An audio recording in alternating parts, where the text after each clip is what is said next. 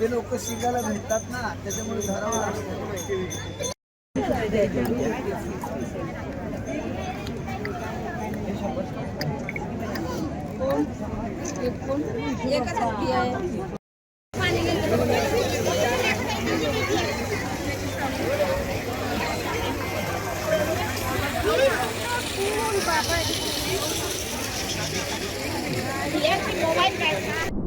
नमस्कार, मी Amit Munde, Pune prime news मध्ये आपलं स्वागत आहे.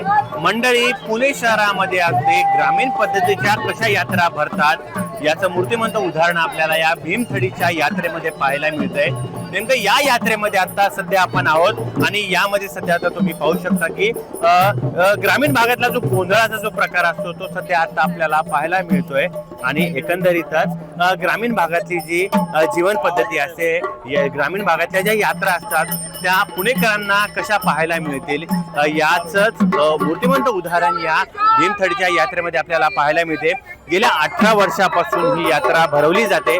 यंदाचं 19वे हे वर्ष आहे आणि ही यात्रा 20 ते 25 डिसेंबर पर्यंत ही यात्रा असणार आहे. आणि एकंदरीतच पुणेकरांनी या यात्रेला मात्र भरभरून प्रतिसाद देखील दिल्याचं आपल्याला पाहायला मिळतंय.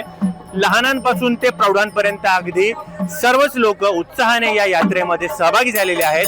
आणि एकंदरीतच या ठिकाणी 350हून अधिक स्टॉल या ठिकाणी आपल्याला पाहायला मिळतात.